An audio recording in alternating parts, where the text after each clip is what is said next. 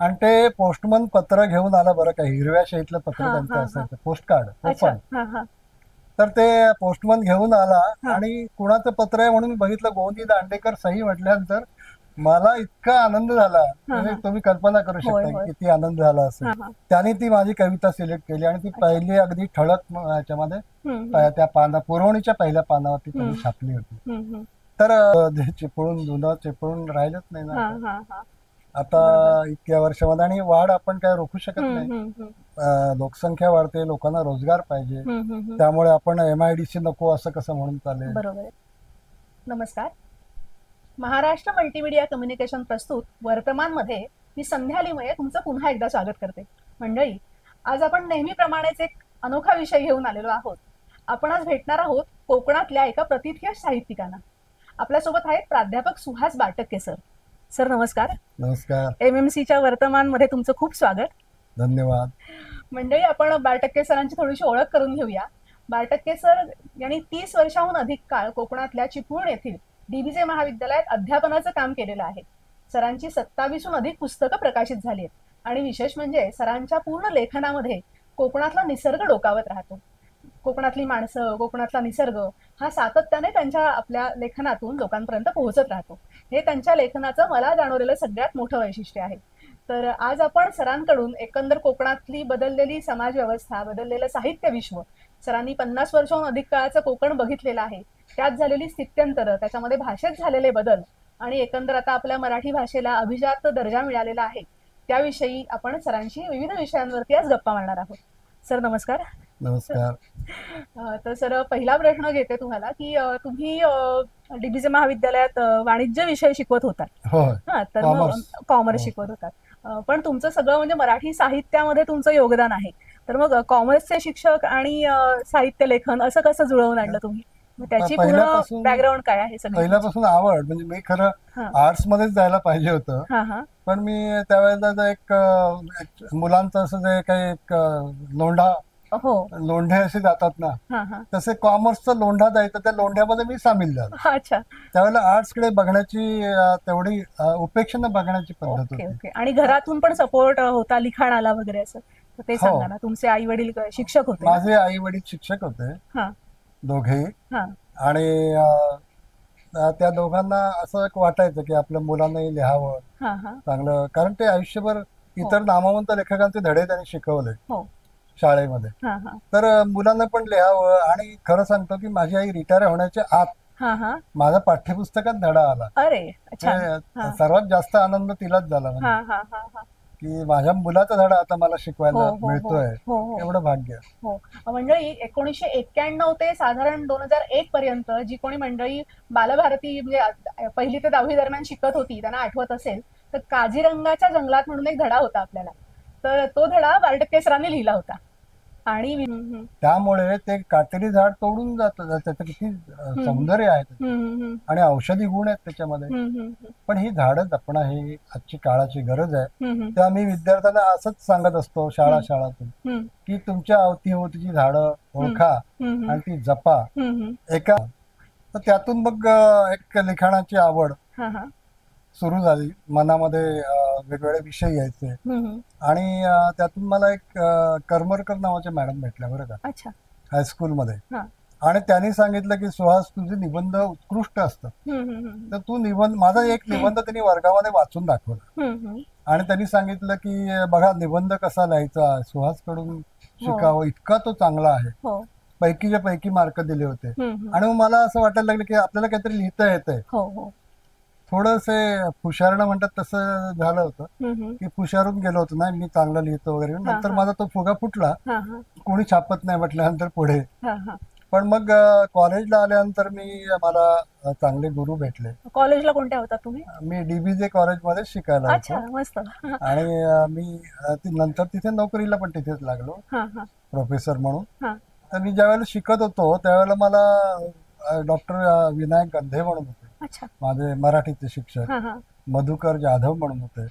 तर यांनी मला सांगितलं की सुहास, तुम्ही तिथलं जो भित्तीपत्रक वगैरे असतात त्यावेळेला आम्ही परशुरामचा एक अंक काढायचो, तर ते तू त्याच्यामध्ये लिहित जा म्हणून. त्याने मला प्रमुख त्याच्यामध्ये पद दिलं एखादं, ते संपादकाचं नाही दिलं, संपादक शिक्षक असायचे पण विद्यार्थी त्याच्याबरोबर सहयोगी म्हणून असायचे. मग त्यातून लिहित गेलो आणि मग बाहेर दिवाळी अंकात पाठवतो.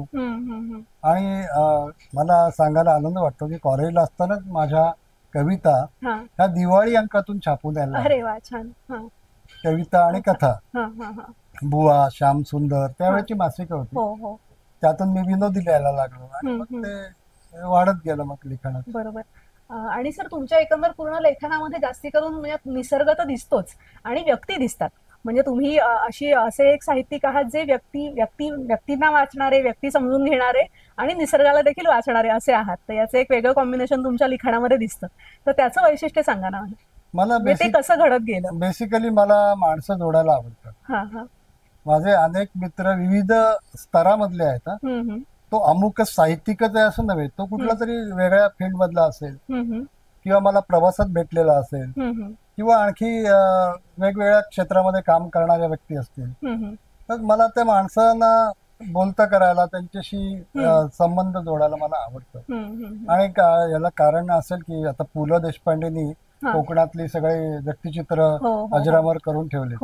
तर तसेच मला काही व्यक्ती भेटत गेल्या, मग मी लिहित गेलो. श्रीमंत बर्वे एका पुस्तकामध्ये आहे. खरोखरच श्रीमंती म्हणजे काय असतं ही त्याच्या बोलण्या वागण्यातून अनुभवावी, अशा तऱ्हेची व्यक्ती, अशा अनेक व्यक्ती भेटल्या मला. शेवंत आहे की जी कामवाली आहे आणि कामवाली असून सुद्धा तिचा केवढा अभ्यास आणि केवढा तिचं विचारांची कुवत, हे सगळं मला तिथे असं माणसं अशी भेटत गेली. बरोबर. आणि मी टिपण करत गेलो. माझं एक दूरदर्शनवर ज्यावेळेला ब्लॅक अँड व्हाईट दूरदर्शन होतं त्यावेळेला विनय आपटेने कार्यक्रम एक करायचा युवदर्शन, त्याच्यामध्ये मी काम केलेलं आहे, गेलेलं आहे. तर तिथे मला श्याम जोशी भेटले आणि श्याम जोशी कार्टुनिस्ट दादरला राहायचे. तर त्यांनी मला सांगितलं, अरे तू असं का करत नाहीस की तुला एवढे विषय येतात डोक्यातने विसरून जातोस, तर तू एक डायरी ठेवत जा. म्हणजे इतक्या वर्षातली मला अजूनही आठवण आहे की तो एक डायरी ठेव किंवा एक चिठ्ठी ठेव खिशामध्ये आणि पेन ठेव. आजही मला तुम्हाला दाखवायला आवडेल की माझ्याकडे नोट असते खिशामध्ये आणि त्याच्यामध्ये एखादा मुद्दा मी सहज प्रवासात असा जाताना मला जर अपील झाला तर मी नोंद करून ठेवतो. आणि मग त्यातून एखादं कॅरेक्टर जन्माला येतं, व्यक्ती किंवा एखादं निसर्गाचं चित्रण येतं ते किंवा एखादा किस्सा असतो आणि मग त्यातून मला ते लिहायला मिळतं. आता कॉलम लिहिताना बघा, एका वर्तमानपत्रामध्ये मी 3 दिवस लिहायचो, आठवड्याला 3 दिवस. म्हणजे मला किती लेख लिहायला लागले असतील कल्पना. त्यानंतर मी ते 2 वर प्रमाण आणलं, आणखी 2 वर्तमानपत्र झाली. नंतर पुढारीच्या मध्ये बहार मध्ये 3.5 वर्ष लिहित होतो, त्याचं एक पुस्तक आहे. तर एवढं लिहित असताना कुठेतरी मटेरियल कमी पडता कामा नये आणि ते चांगलं असायला पाहिजे, बरोबर, लोकांना ते अपील झालं पाहिजे. आता ज्या वेळेला मी त्याची पुस्तकं केली त्यावेळेला ती वाचल्यानंतर सुद्धा आम्ही तो पेपर नाही वाचला, पण तुमचं पुस्तक वाचल्यामुळे आम्हाला हे मुद्दे मिळाले आणि ते तुम्हाला रोजच्या जीवनामध्ये आम्हाला अतिशय ते उपयुक्त असे मुद्दे आहेत ते तुमच्याकडून. म्हणजे नुसतं संकलन न राहता त्याचं पुस्तक झाल्यानंतर देखील ते तेव्हा रिलेव्हंट वाटतंय, हे विशेष आहे. हे विशेष आहे, बरोबर. आता हे कळत न कळत नावाचं माझं पुस्तक आहे, आता इथे नाही येते. तर त्याच्यामध्ये अजून मला ते वाचून दूरदूरून फोन येतात की सर तुम्ही हे जे लिहिलं हा माझाच किस्सा लिहिलाय तुम्ही. एवढं रिलेट होतं लोकांना. प्रत्येकाला असं वाटत असतं की आपण त्यात रिफ्लेक्ट होतोय आणि हेच खरं एखाद्या लेखकाचं यश असू शकेल असं मला वाटतं. मी माझ्याविषयी बोलत नाही, अनेक नामवंत लेखक महाराष्ट्रामध्ये होऊन गेले आहेत आणि अजूनही होत आहेत, त्यामुळे महाराष्ट्र समृद्धच आहे. तर आता तुम्ही नामवंतांचा विषय काढलात म्हणून मग असे आपण बोलत होतो, तुम्ही म्हणालात की गोनी दांडेकर या खूप मोठे जे लेखक आपल्याकडे होऊन गेले ज्यांनी दुर्ग अभ्यास करायला शिकवला लोकांना, दुर्ग कसे पहा हे शिकवलं आणि कादंबऱ्या. होय होय. आणि त्यांचा एवढ्या मोठ्या व्यक्तीचा तुम्हाला सहवास लाभलेला आहे, अगदी ते तुमच्याकडे यायचे, तुम्हाला पत्रव्यवहार तुमचा चालायचा, तर तो किस्सा सांगा ना आपल्याला प्रेक्षकांना. खरं कसं आहे की मी ज्यावेळेला प्राध्यापक कॉमर्स जरी असलो आणि इंग्लिश मीडियम मधून इंग्रजी माध्यमातून शिकवायचो, माझा जो विषय होता तो इंग्रजी माध्यमातला आणि तो कायद्याशी रिलेटेड, पण ते टीचिंग करता अभ्यास करायचा तेवढं शिकवून झालं हा. की मग आपल्या आवडीचा विषय बॅक टू साहित्य. आणि यातून मग मला गोनीदांचं जे साहित्य मी वाचलं, हा हा मी त्यांच्या प्रेमातच पडलो. त्यांना हा. एक पत्र लिहिलं हा. की मी असं असं या कॉलेजमध्ये आहे, हम्म, डीबीजे कॉलेजमध्ये, हम्म, आणि मला तुमच्याविषयी अतिशय उत्सुकता आहे, तुमच्या साहित्याविषयी. हा हा तुमच्याशी बोलायला मला आवडेल. हा तुम्हाला मी कधी भेटू? तर ते म्हणाले कशाला भेटतोय. त्यांनी पत्र आलं त्यांचं, हा हा आणि ते पोस्टमन पत्र घेऊन आलं बरं का, हिरव्या शाईतलं पत्र हा, त्यांचं हा, असायचं, पोस्ट कार्ड अच्छा. ओपन. हा हा तर ते पोस्टमन घेऊन आला हा. आणि कुणाचं पत्र आहे म्हणून बघितलं, गोनी दांडेकर सही म्हटल्यानंतर मला इतका आनंद झाला, म्हणजे हा. तुम्ही कल्पना करू होय, शकता होय. की किती आनंद झाला असेल. हा हा आणि मग त्यानंतर आमचा पत्रव्यवहार सुरू झाला. गोनी दांडेकर मग माझ्या खरोखरच काही वेळेला घरी येऊन राहिले. हा हा त्यांची जवळजवळ 56 पत्र माझ्याकडे आहेत. अरे बापरे, आणि एवढा मोठा खजिना आहे अक्षरशः. हा, तर आणि त्यांची पत्राची लिखाणाची पद्धतच वेगळी होती. हम्म. हे पत्र, गोनीदांची पत्र, असं एक लेख मी लिहिला होता, हा हा आणि माझा आणि गोनीदांचा फोटो त्याच्यामध्ये होता. हा. फोटो सकट तो महाराष्ट्र टाइम्सनी छापला, अच्छा. पुरवणीच्या पहिल्या पानावर. अरे वा. हा की इतका म्हणजे तो बहुमान का, तर गोनी दांडेकरांचा विषय मी जे लिहिलं ते हा अतिशय आतून भक्तिभाव हो हो पूर्ण ते लिहिलं होतं. आणि त्यामुळे त्यांचा सहवास मला मिळाला. त्यांनी आम्हाला गड पाहायला शिकवलं, फोटो काढायला चिपळूणला शिकवलं. आले की तुमच्याकडे असे यायचे चिपळूणला ना ते? यायचे, हा, हा, चिपळूणला हा, आले.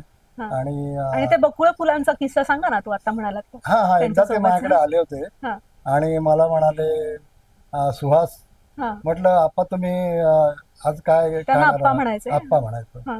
आप्पा दांडेकर सही, पण ते आप्पा दांडेकरच करायचे. अच्छा. हा आणि गोंदी दांडेकर सही करायचे, पण माझ्याकरता ते आप्पा होते. अच्छा. आणि मग त्यांचा तो मायना सुद्धा कसा बदलत गेला. हा पहिल्यांदा प्राध्यापक सुहास, हा नंतर प्रिय सुहास, हा चिरंजीव सुहास, हो हो चिरंजीव सुहास व सौ प्रतिमा, हा हा असं तो मायना बदलत गेलेला आहे हा, त्यांचा हा. पत्र लिखाणाचा. आणि हा. खाली आप्पा, अच्छा. एवढं.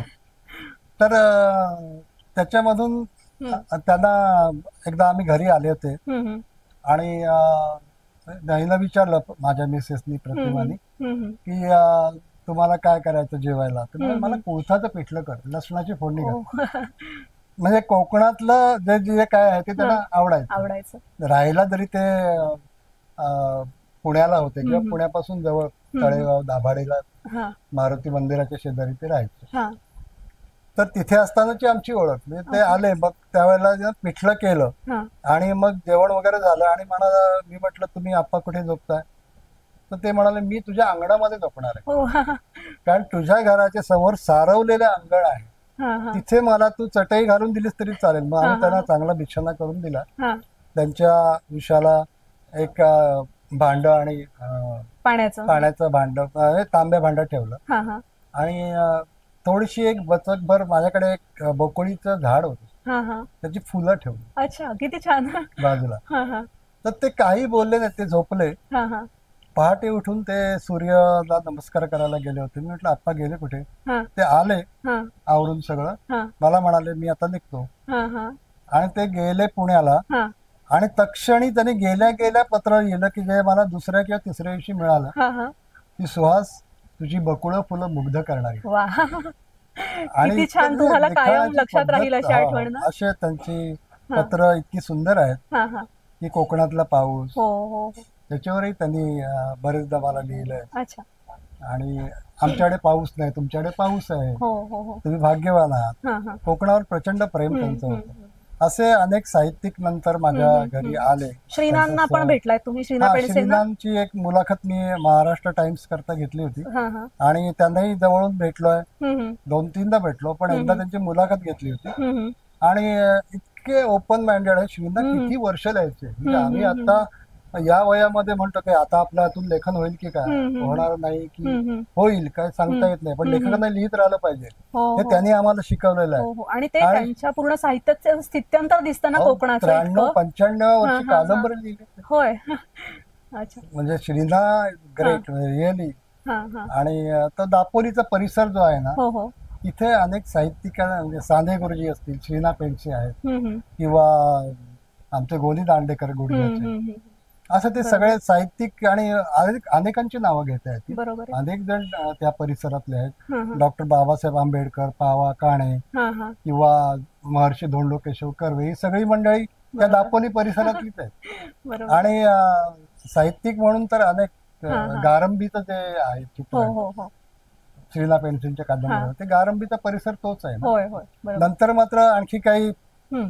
त्यांच्या कादंबऱ्यामध्ये काही व्यक्तिचित्रणं आली, हा हा त्या काही सिंधुदुर्गातल्या व्यक्ती होय होत्या. होय होय. त्याच्यामध्ये एक राधा नावाची हॉटेलवाल्याची बायको, गारंबीची राधा, गारंबी. हा मी वाचलंय. हा तर ती मी श्रीनाला विचारलं होतं की हा हा तुम्हाला ही राधा कुठे पाहायला मिळाली, हा, हा.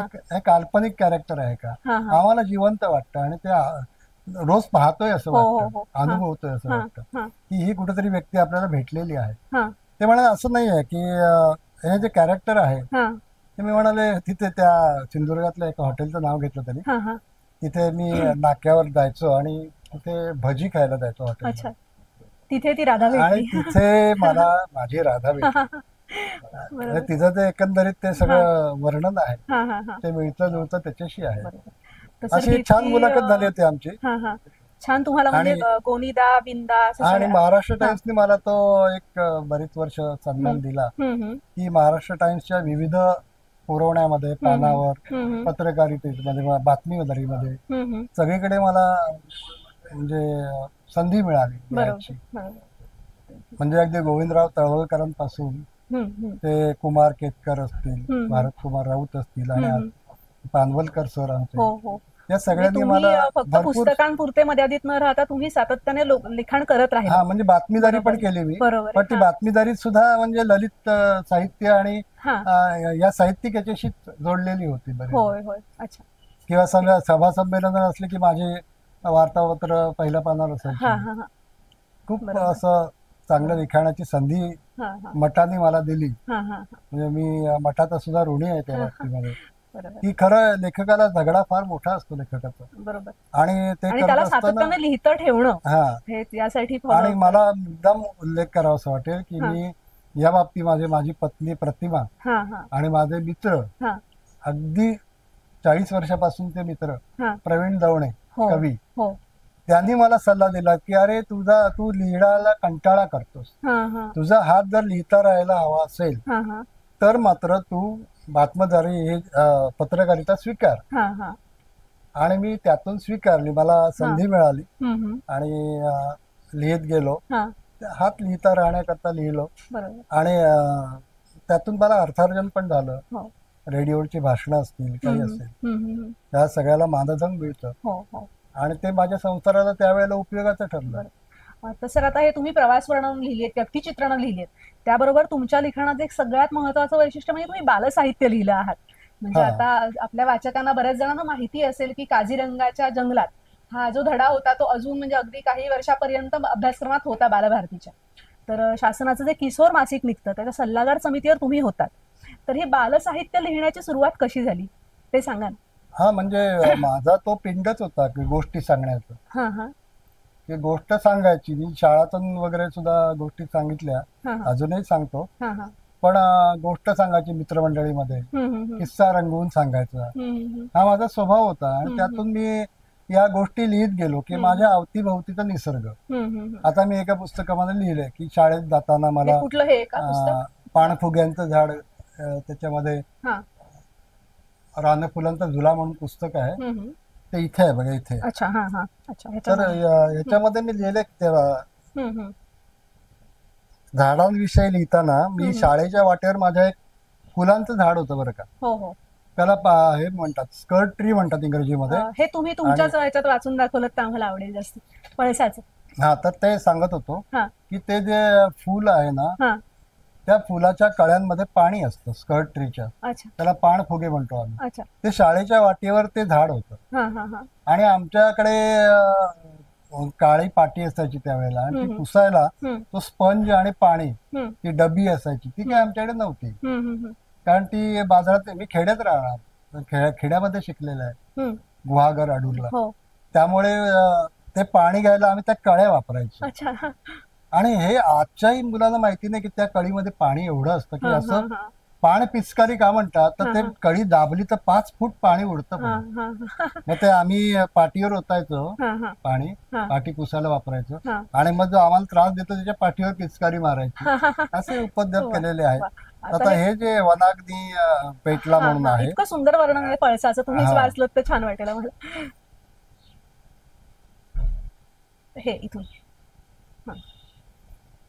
पळस फुलल्याची वार्ता कानी आली आणि हा पेटलेला वनाग्नी पाहण्यासाठी पावलं अर्थातच जंगलाकडे वळली. कोकणातल्या रस्त्यावरून जाये करताना अवतीभवतीच्या निर्जन भागाकडे जर नजर टाकली तर पळसाचं एखादं झाड हमखास आपलं लक्ष वेधून घेतं. विशेषतः जानेवारी फेब्रुवारी महिन्याच्या प्रारंभी गुलाबी नारिंगी रंगाची फुलं फुलली की पळसाचं रूप कोणाची नजरेत भरेल असंच असतं. त्या काळात पळसाची पानं गळून पडतात आणि झाड फक्त फुलांनी भरलेलं असतं आणि इतकी सुंदर दिसतं ते झाड, केवळ फुलांनी झाड भरलेलं, आणि ही बिनवासाची फुलं असतात बरं का, आणि अनेक पक्षीगण त्या फुलांच्या आकर्षणाने झाडाकडे येत असतात आणि त्यामुळे परागीभवनाची क्रिया सोपी होते. या फुलोऱ्यामुळे पळसाला वनाग्नी किंवा वनज्योत असं म्हणतात.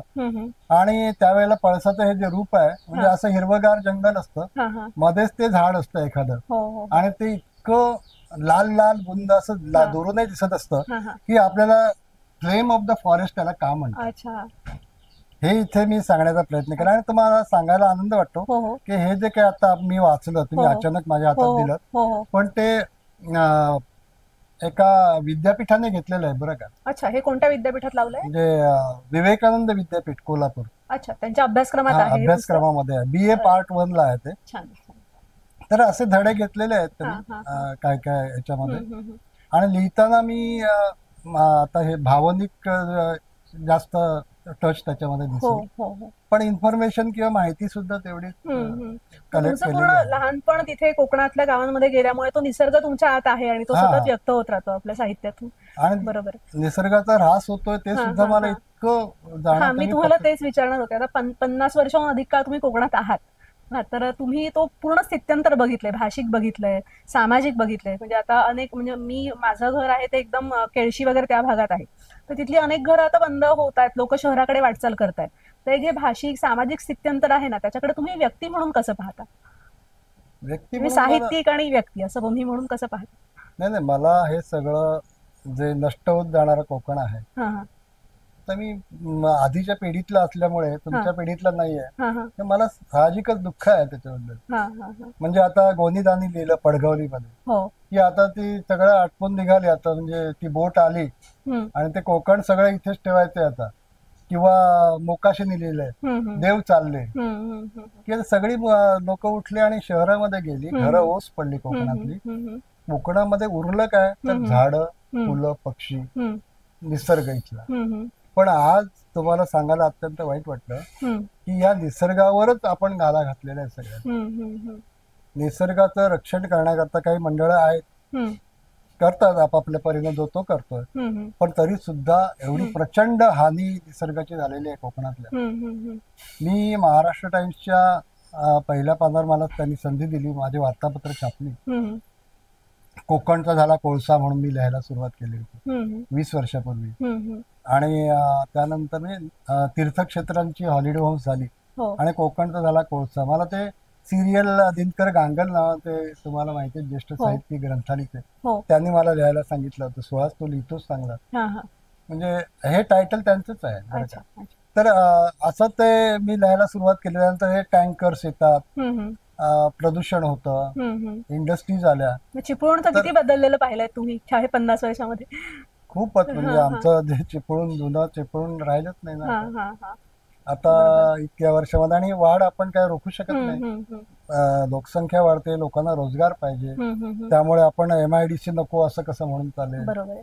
त्यामुळे हे सगळं होतच राहणार आहे. फक्त हे होत असताना मला अतिशय वाईट वाटतं की एक 100 वर्षापूर्वीची जुनी पळस पांगारा शेवरची आता मी जी झाडं लिहिली ती तोडली गेली रस्त्याच्या कडेची, ती वाचवता आली नसती का शासनाला? आम्ही प्रयत्न केले. मी पत्रकार म्हणून लिहिलं त्याच्यावर, बरेचदा लिहिलं, त्याचे फोटो काढले, सगळे फोटो माझ्या संग्रही पण आहेत. की इतकी छान तो रस्ता दिसायचा, कराड रोड. तो कराड रोडच्या बाजूला जी 50-100 वर्षापूर्वीची झाडं होती सगळी, पूर्ण रस्ता भरलेला होता. म्हणजे जाताना फेब्रुवारी, मार्च, एप्रिल महिन्यामध्ये आपण जर चिपळूण पासून घाटातून निघालो की दोन्ही बाजूला ही झाडं स्वागताला उभी असायची आणि अक्षरशः फुलांची उधळण.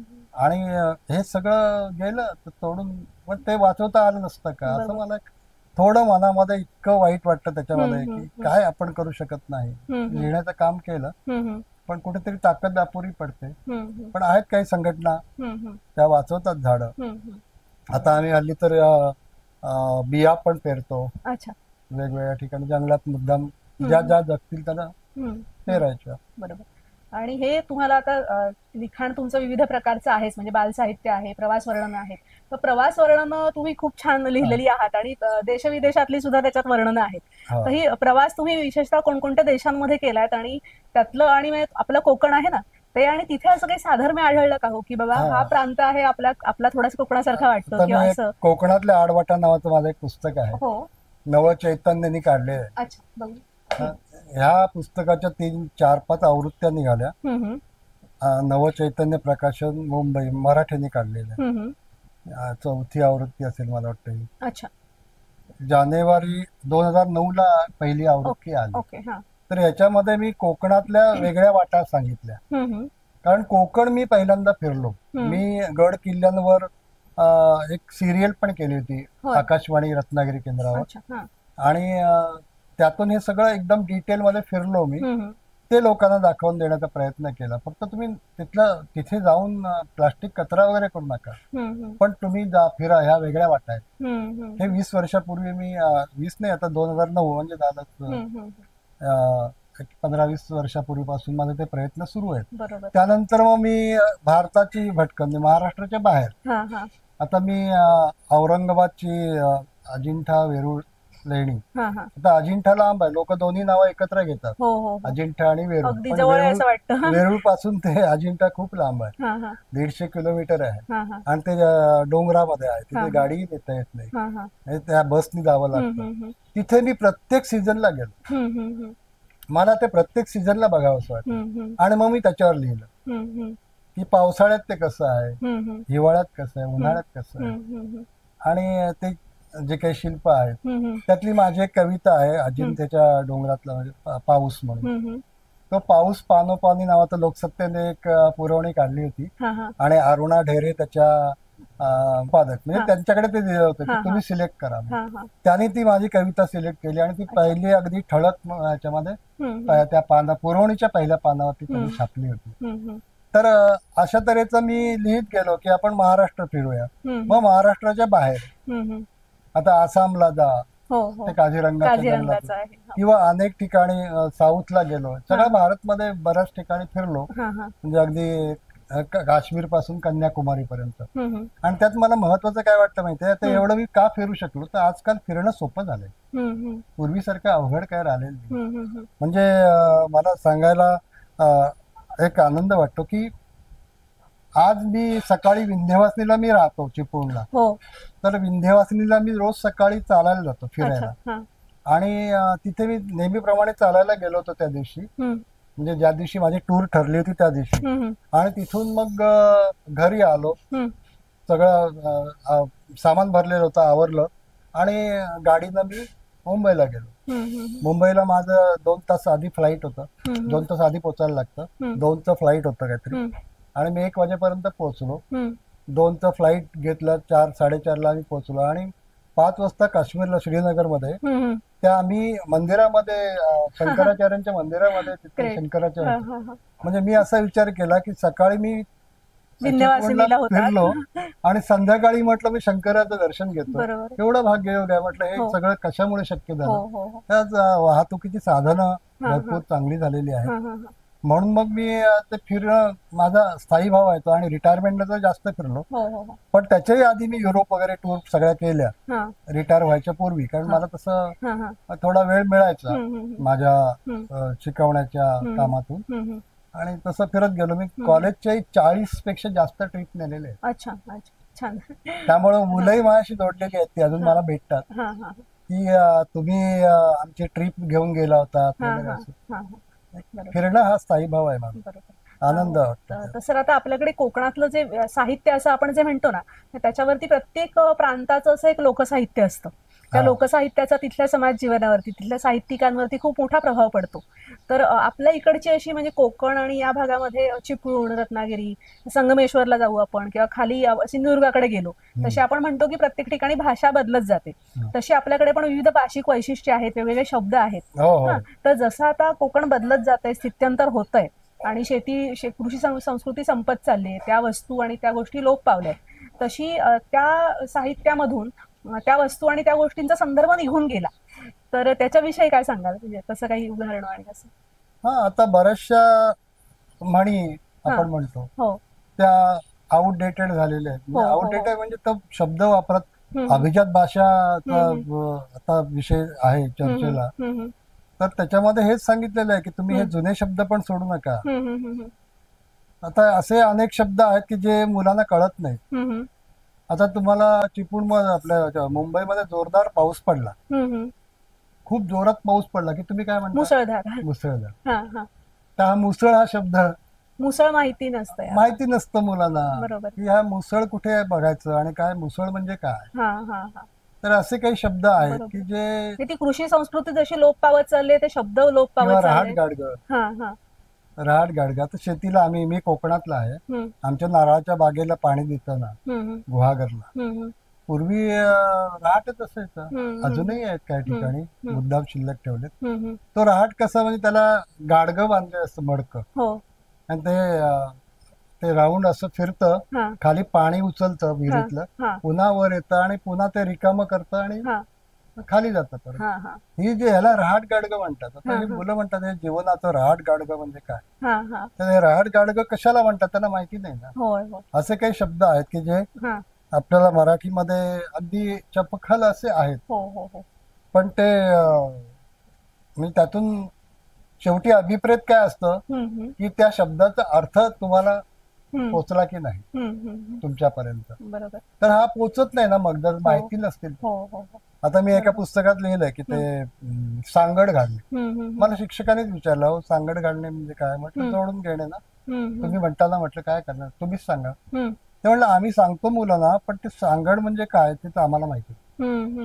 तर सांगड म्हणजे काय, तर विहिरीच्या तळाशी ती एक पांगाराची फळी अंथरतात. तळाशी म्हणजे कसं, विहिरीचं बांधकाम जे करतात ते पहिली माती लागते, नंतर कातळ असतो काळा, आणि ते कातळाच्या खाली पाणी असतं ना, ते क्रॉस करून जावं लागतं. मग ते कातळ आणि जमीन याच्यावर ते बांधकाम, याच्यावर बांधकाम करायचं असतं. ते कातळाच बांधकाम करून नाही चालत, पण कातळाच्या वर बांधकाम करावं लागतं. विहिरीचं गोल कठडा बांधायला लागतो, ते चिरे लावायला लागतात किंवा दगड लावायला लागतात आणि बांधकाम करतात. मग ते बांधकामात कोसळू नये म्हणून ते काळा कातळ खडक आणि वरचं बांधकाम ह्याच्यामध्ये एक फळी अंथरतात. ती पांगाराची फळी असते. आता ती पांगाराचीच का, आता पांगाराचं लाकूड हे 100 वर्ष पाण्यात खराब होत नाही, मग त्याला सांगड असं म्हणतात. ते सांगतो तुम्हाला की विहिरीच्या तळाशी ते सांगड वापरतात.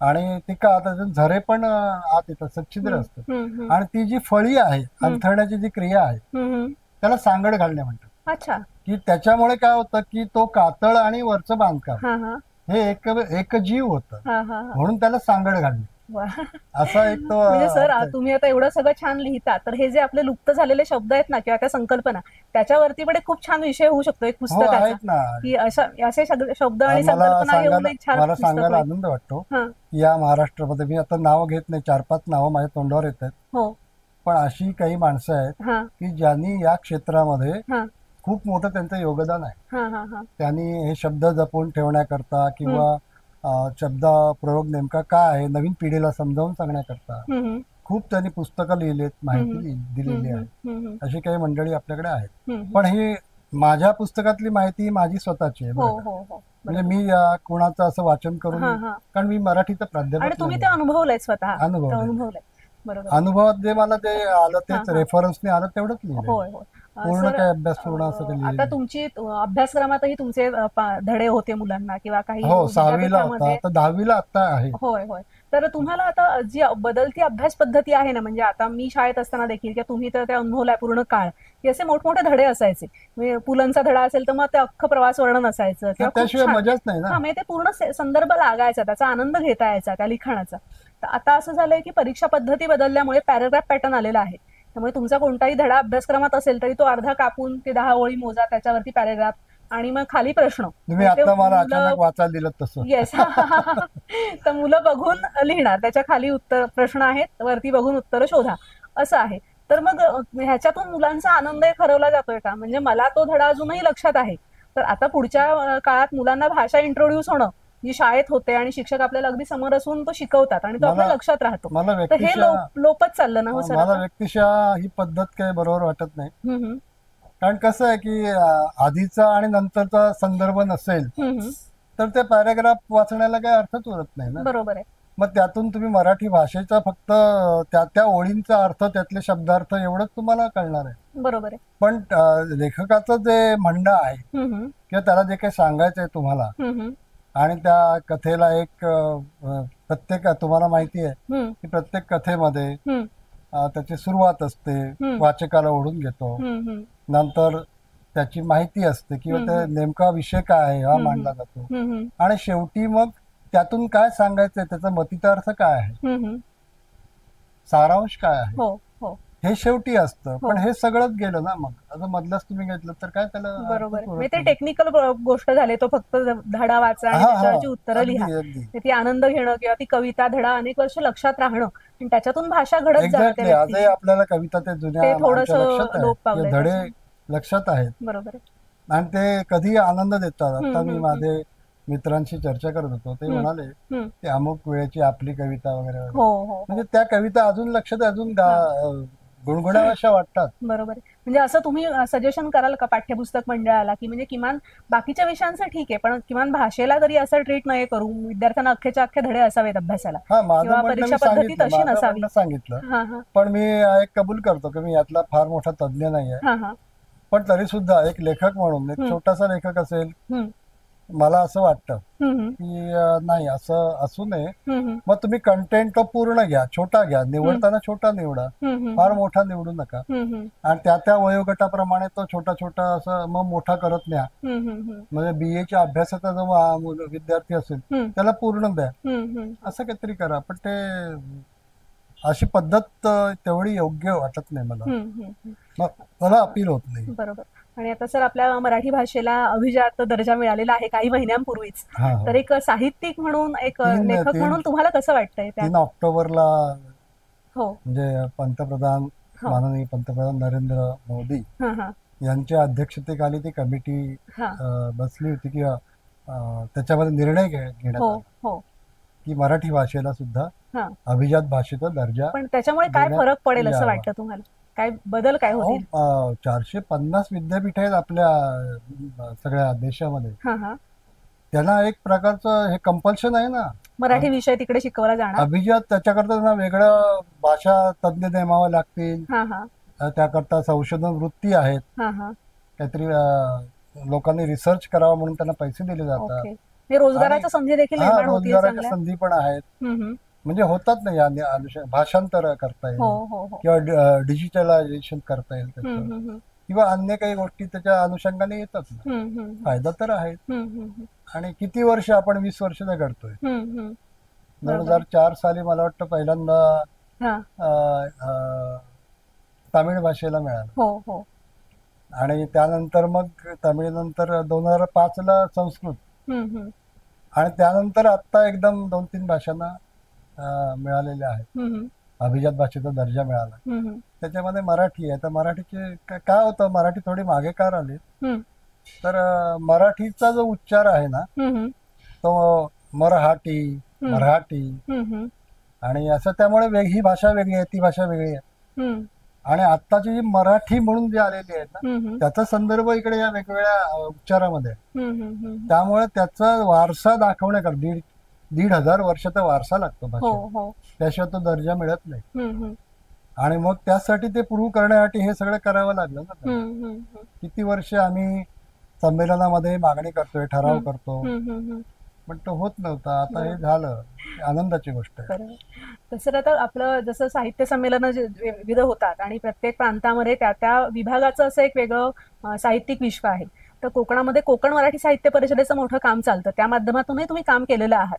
तर त्याचं काम आता कसं चाललंय आणि त्याच्यासाठी तुम्ही आधी काय काय केलेलं आहे ते हा, सांगा ना थोडंसं. आता त्यावेळेला अशी टीका झाली होती हा की मधु मंगेश कर्णिक हे अखिल भारतीय साहित्य संमेलनाचे अध्यक्ष असताना हो हो रत्नागिरीच्या, हा त्यावेळेला त्यांनी ठरवलं की आता कोकणाकरता वेगळं आपण हम्म, मंडळ काढायचं म्हणून. हम्म, कारण कोकणाला तेवढं प्रतिनिधित्व मिळत नाहीये. हम्म, आणि त्यासाठी ते केलं. पण आम्ही उत्साही तरुण होतो त्यावेळेला, हम्म, आम्ही त्यांना साथ दिली हम्म, आणि चांगले कार्यक्रम झाले. अजूनही ते चांगलं चाललंय. हम्म, फक्त मी आता त्याशी जास्त कनेक्टेड नाहीये तेवढा. हम्म, कार्यक्रमाला जातो किंवा हम्म, आमचं ते केशवसूत स्मारक जे आहे हम्म. मालगुणला, हो हो ते त्या केंद्रामध्ये कार्यक्रम असतील त्यावेळेला जरूर जातो आम्ही संमेलनामध्ये. हम्म, हम्म, आणि साहित्यिक चळवळ कुठलीही ज्यादा होईल तेवढी चांगलंच आहे ना. बरोबर. ठीक आहे. तसं आणि तुमचे आकाशवाणी आणि दूरदर्शनलाही कार्यक्रम झालेले आहेत ना याच्या आधी. हा, झालेत म्हणजे असे हा. फार नाहीत, पण आकाशवाणीवर माझे झालेत. मुंबई हा, हा. ला झाले किंवा याच्यामध्ये हम्म. रत्नागिरीला माझे जवळजवळ 80हून भाषणं झाली. अच्छा अच्छा. कारण तिथे राहत असल्याने त्यांच्याकडे बंधन असतात ना. हो हो तुमच्या एरियामध्ये राहणाऱ्या साहित्यिकालाच बोलवायचं. आता मी हो, हो. मुंबईत राहत नव्हतो, हो आता हो पुण्याला शिफ्ट झालोय. हा हा पुण्यात ते बोलवतात, हा हा हा भाषणं असतात. हा त्याच्यामध्ये नभोनाट्य असेल, हम्म, पूर्वी लिहायचं, हम्म, हम्म, किंवा ह्या गडा हम्म, सिंधुदुर्ग सारख्या सिरियल्स आहेत की ज्याच्यामध्ये महाराष्ट्रातील गड किल्ले हा हा काय काय लिहिलंय, मी बोललोय, त्याच्यावर भाषण हो केले. हो हो तर आणि आता या पाठ्यपुस्तकाच्या निमित्ताने मला शाळेमध्ये बोलवतात. हा हा हा मग मी एकच काम करतो. आता याच्यामध्ये मी दिलंय रानफुलांच्या फुलामध्येच आहे हा की किती गमती जमती निसर्गात आपल्याला बघायला मिळतं, हो हो हो नाही का. हो. आता कारवीचं फुल हे 7 वर्षात, 14 वर्षांनी ती कारवी फुलते. हम्म. बांबूचं फुल हे 40 वर्षातून एकदा येत. अरे हा आणि तो बांबू फुलला की काय बघण्यासारखं असतं, असं हा, मोराच्या हा. पिसारासारखा तो असा हा हा डौलदार, तो त्याचा पिसारा फुलवून ते बांबूचं बेट, हो हो आणि मग त्याचे ते बी पडतं खाली, हा हा आणि ते संपूर्ण बेट, बरं का, हा हा ते संपूर्ण बेट मरून जातं. अरे रे हा म्हणजे त्या एरियातली, त्या भागात फुलणारी ती बेट हा हा त्या एरियातली त्या क्षणी हा. मरून एकाच वर्षी मरून जात. हा हा हा पुन्हा 40 वर्ष फुललं नाही. अच्छा. असे किती काही स्थित्यंतर आश्चर्य आहे आहेत सगळं. ना कितीतरी. बरोबर. अहो, शहरातल्या मुलांना साधं माहिती नसतं की रस्त्याच्या कडेनं चालताना जी वनस्पती आहे की लाजाळू नावाची असते, कोकणामध्ये सगळे मिळते जाता येताना पाहायला. हम्म. त्याला हात लावला की ते पान एकदम मिटून घेतं, आपलं झाड ते पानं मिटून घेतं, हम्म. आणि त्यांना आश्चर्य वाटतं. मग मी त्यांना दाखवतो असं छोट्या छोट्या गमती लहान मुलांच्या. बरोबर. किंवा हे पाणफुग्याचं झाड असेल, हा हा किंवा अनेक प्रकारची फुलं आहेत की जे रंग बदलतात. अच्छा. सकाळी वेगळा रंग, दुपारी वेगळा रंग, संध्याकाळी वेगळा रंग. हा हा कोकणामध्ये अशी फुलंही आहेत. आता ते एक गौरीचे हात नावाचं फुल येतं, हा हा असं 5 हातासारखं असतं ते हा रंगीत. हा हा ते त्याचा रंग बदलणाऱ्या फुलामध्ये ते पण आहे, होय. त्याचाही रंग बदलतो. हा हा हा तर असं काही गमती जमती त्यांना दाखवून देण्याचा प्रयत्न असा आहे हा की या आजच्या तरुण पिढीनं आणि मुलांनी हा हा निसर्गाकडे सजगपणे पाहावं हा आणि त्यातला खरा आनंद लुटावा. बरोबर. आणि म्हणजे मग आपण पांगारा तोडणार नाही. हा हा हा पांगारा का तोडतात लोक? त्याचे काटे बोचतात मनाला, हा हा हाताला नाही बोचले तरी मनाला टोचतात, हम्म आणि मग ते हे काटेरी झाड मला नको. हम्म पूर्वी अहो कुंपणाला तरी लावायचे पांगारा, हम्म आता तोडूनच टाकतात, कारण कुंपण तारेची आली. हम्म पुण्याला एका शाळेमध्ये मी भाषणाला गेलो होतो, हम्म आणि शाळेच्या कुंपणाच्या आत, म्हणजे शाळेच्या आवारात, बरं का, हम्म स्कर्ट ट्री होतं, म्हणजे पाणफुग्याचं झाड होतं, मग अशी सांगितलं. हो. आणि ते मुलांना माहिती नव्हतं हे कसलं झाड आहे. हम्म मी भाषणामध्ये त्याचा उल्लेख केला आणि म्हटलं, हे झाड कसलं आहे तुम्हाला माहिती आहे का? नाही म्हणाले. हा हा मग म्हटलं एका मुलाला जरा थोडं चेडी वगैरे आणा, त्याला चढवा, ती फुलं काढावी हा आणि त्याच्या कळ्या काढा. मग त्या कळ्यात पाणी एवढं होतं, ते ओढून दाखवलं त्यांना. हम्म तेव्हा त्यांना आश्चर्य वाटलं. हम्म ही जी आश्चर्य आहेत ना, हम्म ही मुलांना जर अशी चांगली समजावून बरोबर. सांगितली हा हा तर ते उद्या कारवीचं जंगल पाहायला मुद्दाम जातील. बरोबर. आणि नुसतं झाड नाही, हा. प्राण्यांच्या बद्दल अरे वा, हे पुस्तक बांधामधला बघू. हा. धामण. अच्छा. तर हे. आता हे आपण एखादा धामण साप आहे, हम्म, उठसूट धामण मारतात, हम्म, हम्म, साप आहे म्हणून तो हम्म. मोठा दिसतो असं. हम्म. धामण सर्प जो असतो ना, हो हो. बिनविषारी आहे तो, हा हा पण तो असा भीतीदायक वाटतो हा मोठा असा. हा हा. त्यामुळे त्याला मारलं जातं. हो. कोणी त्याला आधेला म्हणतात, हम्म, कोणी धामण म्हणतात. हम्म, हम्म, पण तो किती उपयुक्त आहे. तो हम्म, तुमच्या इथली शेतातले उंदीर खातो बरोबर आहे. किंवा बेडूक खातो. आणि जैवविविधता आहे त्या हा, प्रांतामध्ये असं आणि दिसतं त्याच्यामध्ये. एकमेकांचं चक्र असं अवलंबून आहे. तुम्हाला हा. सांग, एक शेवटचा किस्सा फक्त सांगतो हो. की रायगडमध्ये अचानकपणे भाताचं पीक कमी होत होतं मधल्या काळामध्ये. हम्म, म्हणजे हा काळ असेल 71 ते 80 या हम्म. काळामध्ये वगैरे, हम्म, हम्म, किंवा 80 ते 90 ह्याच्यामध्ये पण हम्म, भाताचं पीक, रायगड भाताचं कोठार म्हणायचं, त्याचं पीक कमी झालं. हम्म, तर त्यावेळेला अशी पद्धत होती की मी हम्म. कॉलेजमध्ये असल्यामुळे मला ते पटकन कळालं हम्म, की सायन्सला प्रॅक्टिकल असायचे. हम्म, आणि ते सायन्सचं प्रॅक्टिकल कसलं तर बेडूक कापायचं. हम्म, बेडूक कापून त्याचं अंतर्गत शरीर रचना दाखवायची हम्म. त्या मुलाला, हम्म, डिसेक्शन. हम्म, तर ते डिसेक्शन करायला बेडूक लागायचा. हम्म, मग तो बेडूक मिळत नसे अवतीभोवती पटकन. 40-40 मुलं एका बॅचला, हम्म, त्याला प्रत्येक प्रॅक्टिकलला 1-2 मुलांमागे किंवा 4 मुलांमागे एक बेडूक पाहिजे. हम्म, मग ते बेडूक एवढे आणायचे कुठून? हम्म, तर ते शेतातले पकडून झाले आपल्या इकडचे की ते रायगडमध्ये जास्त प्रमाणात तिथे मिळायचे. हम्म, ते सगळे बेडूक पकडून आणायचे आणि ते विकायचे 5-5 रुपयाला. हम्म, पोत्याने आणायचे शिपाई, हम्म, आणि त्या पोतावर बेडूक ठेवायचे. हा, बेडूक आहे किती आहे? 150 आहे. हम्म, 150 पाचाके पैसे झाले ते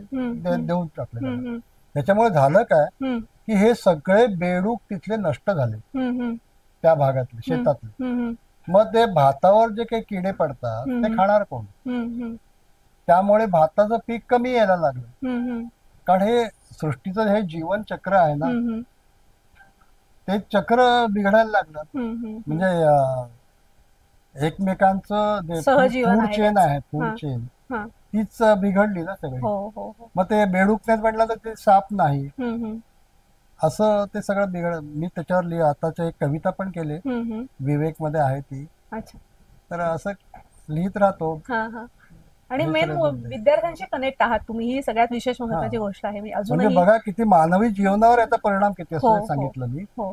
की भात शेवटी कमी झाला म्हणजे मानवाचं अन्न गेलं. बरोबर आहे. तुम्ही त्यांचं अन्न पळवलं, हा हा त्यामुळे तुमचं अन्न गेलं. हा हा.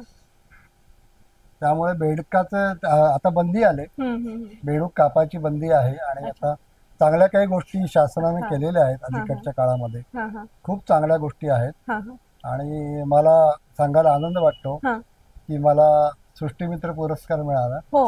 आणि तो यांच्या हस्ते, बाबांच्या हस्तेच मिळाला. हा हा. कधीचा शेवट तुमच्याच कुंतल गंध या पुस्तकाचा जो ब्लर्ब आहे ना त्याच्याने करते. म्हणजे आता ह्याच्या आधी मुलाखतीच्या निमित्ताने मी तुमच्याशी बोलले, त्याच्यानंतर आता तुमची सगळी पुस्तकं मी पाहिली. त्याच्यामध्ये तुम्ही प्रवास वर्णनं, निसर्ग वर्णनं, व्यक्तिचित्रणं, लहान मुलांसाठी साहित्य लिहिलं आहात. साहित्य वाचवण्यासाठी, निसर्ग वाचवण्यासाठी तुम्ही विद्यार्थ्यांशी सतत कनेक्टेड असता. तर या सगळ्यामध्ये तुमचं एक वर्णन असणारं किंवा तुमची एक व्यक्ती म्हणून हे साहित्यिक कसे आहेत हे वर्णन करणारं हे अतिशय सुंदर वर्णन आहे. ते मी तुम्हाला आता आपल्या प्रेक्षकांना वाचून दाखवते. एका धुसर संध्याकाळी पिंपळाखालचा सांजदीप मला साथ घालतो. एका धुसर संध्याकाळी पिंपळाखालचा सांजदीप मला साथ घालतो आणि काळोख भरल्या वाटेवर आठवणींची पिंपळपाने प्रकाशमान होऊ लागतात.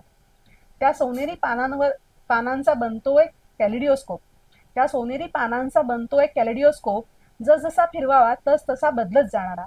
त्यात कधी कधी दिसतात गोनीदा, पाडगावकर, चितमपल्ली, तर कधी पाणचूल, पिंपळाचं झाडही, तर कधी दूर निघालेली कन्या, तर कधी समुद्र आणि समुद्राकाठचा पाऊस. जसा जसा हा कॅलिडिओस्कोप फिरवावा तस तशा अनेक गोष्टी दिसू लागतात. आठवणींचा पाऊस असा बरसू लागतो की मनमोर नाचू लागतो. कॅलिडोस्कोप फिरतच राहतो आणि बांगड्यांच्या काचांचे तुकडे नवे नवे आकार धारण करीत जातात. आजच्या या मुलाखतीच्या निमित्ताने आपण कोकणातल्या एका अतिशय वैशिष्ट्यपूर्ण लिखाण करणाऱ्या साहित्यिकाला जाणून घेतलेला आहे. कोकणातला निसर्ग अनुभवायचा असेल, कोकणातल्या आडवाटा, कोकणातली देवस्थानं, कोकणातल्या विविध सृष्टीतल्या अनंत गोष्टी जर जवळ समजून घ्यायच्या असतील तर सरांची पुस्तकं तुम्ही नक्की वाचा. आपण डिस्क्रिप्शन बॉक्समध्ये सरांच्या पुस्तकांची यादी आणि ती कुठे उपलब्ध असतील हे देखील सगळी माहिती देणार आहोत.